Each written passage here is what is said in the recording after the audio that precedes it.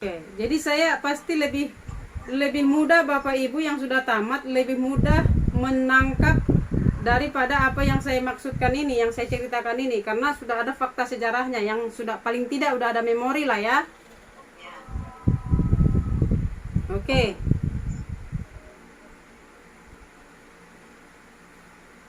Ayat berapa sekarang? 5 ya? 6. Semuanya ini telah terjadi sebagai contoh bagi siapa? Ya, bagi kita. Orang Israel di padang gurun adalah contoh bagi kita untuk memperingatkan kita supaya jangan kita menginginkan hal-hal yang jadi orang Israel dalam perjalanan banyak kali menginginkan hal-hal yang jahat seperti yang telah mereka perbuat. Ayat 7. Dan supaya jangan kita menjadi penyembah berhala. Perhatikan, penyembah berhala ini jangan selalu dipahami ada patungnya, ada pohon besarnya, ada gambar dewa. Bukan itu Bapak Ibu ya. Kita harus lebih tajam ke dimensi roh. Di luar Tuhan berarti berhala. Di luar roh daging berarti daging adalah, tangkap dulu nih. Tangkap dulu. Kan cuma ada 2 nih. Kita punya Tuhan kan cuma 2 kan? Di luar roh berarti daging. Daging itu berarti berhala. Simpel ya Bapak Ibu, cuman 2 yang kita ikuti. Kalau bukan Tuhan berbicara keseluruhan firman. Ya. Di luar itu berarti daging dan sifat-sifatnya, berarti mewakili sifat-sifat daripada iblis. Berhala yang selama ini mungkin kita pahami itu selalu berwujud. Misalnya pohon besar diberhalakan, orang kasih persembahan di situ, atau ada patung kasih, atau ke laut kasih sesembahan, ya kan? Itu hanya sebagian kecil Bapak Ibu. Yang paling banyak berhala kita adalah ada di dalam daging kita. Nangkap gak ini?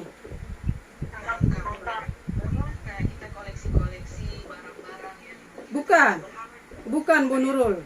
Ini bukan berbicara lahiriah. Bukan berbicara benda-benda. Lebih daripada itu. Ya, lebih daripada benda-benda. Memang ada sebagian ke situ, tapi itu hanya sebagian kecil. Ya. Berarti Bu Karodi misalnya saya lebih mencintai kebiasaan saya. Ya. Pokoknya pokoknya segini nih, berhala yang sebenarnya adalah segala sesuatu yang memuaskan daging itulah berhala. Itu kekejian di hadapan Tuhan. Keinginan daging kita yang selalu dipuaskan, pingin dipuaskan, itulah berhala kita. Ya? Halo? Siapa yang tidak menyembah di dalam roh dan kebenaran, berarti dia tidak menyembah Tuhan yang sebenarnya.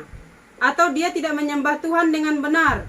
Karena Tuhan mau disembah di dalam roh dan kebenaran. Karena dia adalah roh. Maka kita harus menyembahnya di dalam roh. Kalau kita menyembahnya di dalam daging, kita tidak sampai ke dia, tetapi kepada pribadi yang lain. Halo? Ini tajam loh ini. Saya berharap ditangkap ini. Ya. Wah, kalau udah masuk ke dimensi roh memang Bapak Ibu, kita semakin diameter kita melangkah bergerak itu semakin berkurang. Kalau kita tadinya bergaul dengan banyak golongan, banyak komunitas, setelah kita masuk dimensi roh, kita sudah bisa memilah mana yang membawa kita ke dimensi roh, kepada roh, mana yang membawa kita kepada daging. Itu sudah berani kita memilah-milah itu, dan sudah berani mengambil satu sikap. Kalau kita sudah masuk ke dalam penyembahan di dalam roh dan kebenaran, kita harus sampai ke sana, Bapak Ibu. Kita tidak bisa menikmati Tuhan di dalam daging, nggak bisa. Dia roh soalnya. Dia roh, Bapak Ibu. Jadi kita tidak bisa, sampai kapanpun kita tidak bisa menikmati Tuhan di dalam daging. Hanya di dalam roh. Sampai sini nangkap?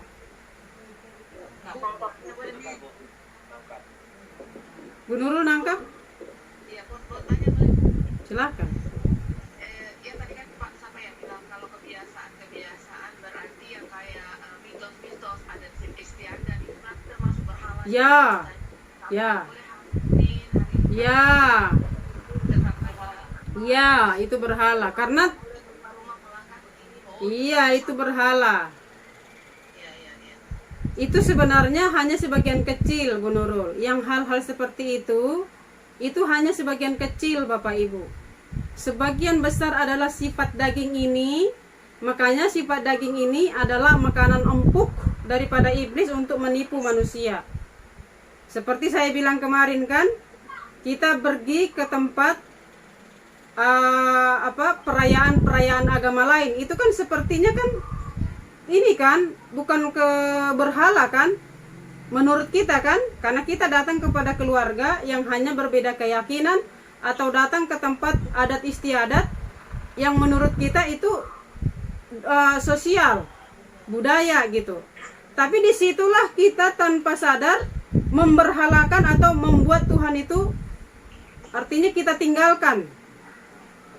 Kita hidup di dalam daging dengan melangkah di tempat yang bukan roh, dengan melangkah di tempat yang bukan kegiatan-kegiatan untuk meninggikan Tuhan, memuliakan Tuhan, atau artinya ada ilah lain di situ, berarti kita sudah menjadikan berhala. Ingat kemarin makanan tentang makanan berhala itu kan? Nih, saya kasih contoh aja ya, supaya mudah nih ditangkapnya nih. Adat istiadat. Oke ya, kita masuk dari sisi firman. Bapak Ibu, saya ini orang Batak yang kental dengan adat. Bapak saya itu tokoh adat, di mana-mana dia dipanggil. Tapi saya harus berbicara sebagai hamba Tuhan yang harus menerangi dan membawa Bapak Ibu bukan hanya di Kristen, tapi Bapak Ibu harus sampai kepada surga. Itu target saya. Jadi saya berharap yang bertahan sampai kepada kesudahannya itu yang mendapatkan mahkotanya. Haleluya. Nah, kita contoh yang kehidupan sosial dulu ya, supaya kita bisa terlepas dari penyembahan berhala yang selama ini kita bayangkan, oh ini penyembahan berhala, ini tidak. Padahal sama, itu juga penyembahan berhala. Contoh adat istiadat. Saya ambil contoh di orang Batak saja. Itu tulang-tulang dibongkar, terus disatukan ke satu tempat, dibikin tugu. Menurut Bapak Ibu, itu sesuai dengan firman atau tidak? Itu memuliakan Tuhan atau tidak? Tidak memuliakan Tuhan. Nah, itu berhala. Siapa yang hadir di situ berarti dia sedang menyerahkan dirinya kepada iblis. Halo? Wah, ini saya berharap Bapak Ibu siap nih mendengarkan ini. Karena bukan orang Batak saja yang berbudaya, orang Toraja lebih kental lagi, lebih parah. Betul. Bukan hanya satu kebo mereka. Miliaran, kalau ada uang miliaran tumpah kepada daging babi semua. Betul.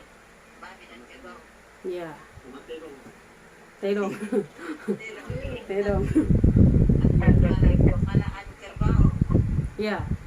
Ya, saya tidak mau jauh ke sana dulu, supaya kita bisa memisahkan diri kita dari kehidupan daging ini.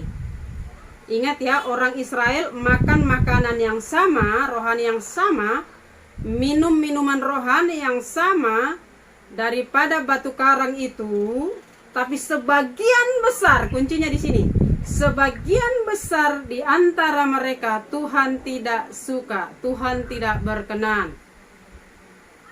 Karena apa?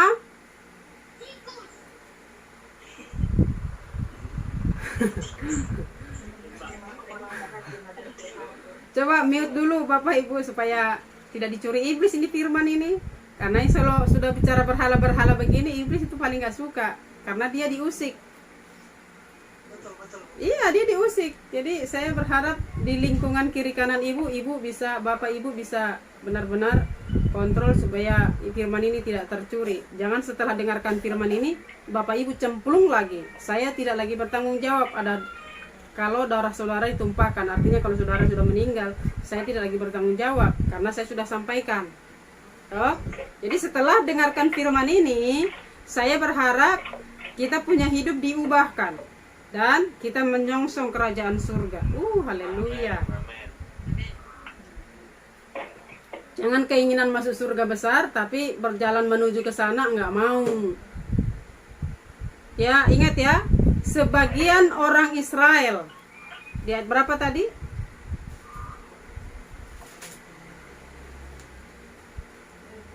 Ayat 5. Tetapi sungguh pun demikian Allah tidak berkenan kepada bagian yang terbesar dari mereka. Jadi hari ini banyak orang Kristen tapi sebagian besar Tuhan tidak suka. Ini firman loh. Ada yang ribut doktrin, ada yang ribut dogma, ada yang ribut bahasa roh, ada yang ribut baptisan, macam-macam yang diributin. Ini yang suka ribut-ribut itu Tuhan bilang Tuhan tidak berkenan. Ingat ya Bapak Ibu, saya ingatkan sekali lagi. Saya tidak membawa ibu, bapak yang ada di dalam kelas ini untuk menyelidiki Alkitab seperti orang-orang teologi atau orang-orang yang di Alkitab ahli Taurat ya. Kalau di dalam Alkitab ahli Taurat, mereka menyelidiki ahli Taurat, kitab suci, tapi mereka menolak kebenaran. Coba kalimat saya, Bu Nurul kalau ingat ayat itu di mana? Mereka menyelidiki kitab suci dan mereka melihat ciri-ciri yang dimaksud di dalam atau tanda-tanda yang dimaksud di dalam kitab itu, tapi mereka menolak. Coba Ibu Nurul, coba dicari dulu itu. Sebentar, saya harus cari ayat itu supaya kita percaya. Bu Indri, carikan satu ayat saya dulu. Mereka menyelidiki kitab suci, ayatnya kira-kira seperti itu. Gimana? Mereka menyelidiki kitab suci. Lagi konseling di situ. Oh, sorry. Bentar ya, kita harus ke situ dulu karena itu penting buat kita Bapak Ibu. Jangan belajar Alkitab tapi kita nggak masuk surga. Aduh, bahaya kalau kita belajar Alkitab tapi kita nggak masuk surga. Bu Nurul sudah dapat? Ketemu nggak ayatnya? Saya handphonenya dipakai dua-dua soalnya ini, jadi saya nggak bisa searching. Makanya Hah? Kisah Rasul 17. Kayaknya bukan di Kisah para Rasul ya. Kayaknya kalau Setiap hari mereka menyelidiki kitab suci untuk mengetahui apakah semuanya itu benar demikian. bukan itu bunyinya. Apa sih apanya? Tetap. Intinya apa? Begitu juga, tapi mereka menolaknya gitu loh. Oh, menyelidiki tapi menolak. Menolak apa yang dikatakan di dalam kitab suci itu, merujuk kepada ahli Taurat. Oh, Lukas 16 Ya, ayat 16. Lukas. 16 ayat 16. Oke, sebentar. Lukas 16 ayat 16, Bapak Ibu. Kita mundur sedikit ya.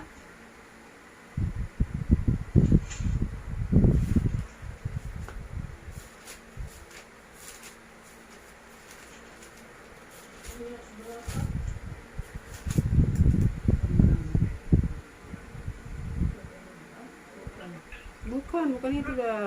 Ayat Lukas 4 ayat 3 kali ya. Lukas 4. Bentar. Luis bisa bantu saya. Lukas 4 ayat 3. Iya. Kamu akan menginjak-injak orang-orang fasik seperti kamu menjadi aku. Bukan. Oh, Pokoknya mereka menyelidiki kitab suci. mereka menyelidiki kitab suci. Coba lihat Bu Karolin. Ya. Masih ayat 39. Berapa, Pak? Yohanes 5 ayat 39. Ya, Yohanes 5 ayat 39. Yohanes 5.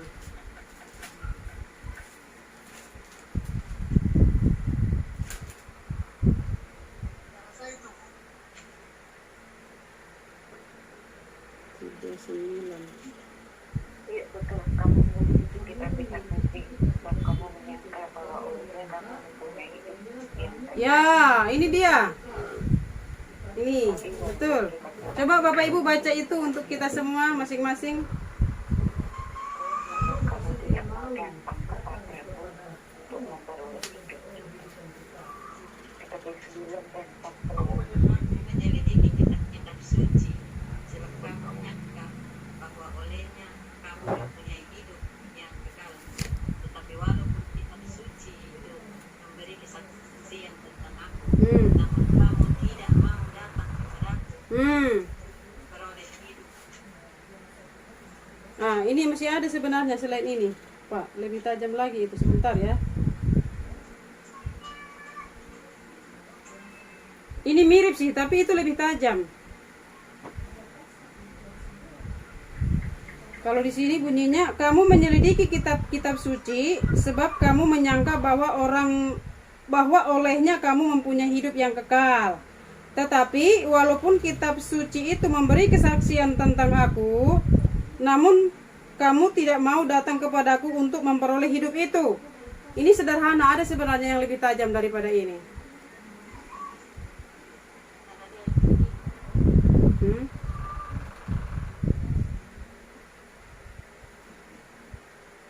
Itu di antara Injil, Bapak Ibu, itu di Injil. Itu di Injil. Ya, saya berharap kemarin udah baca itu bersama Ibu Nurul sebenarnya. Cuman Bu Nurul mungkin lupa. Karena saya juga lupa, apalagi Bu Nurul.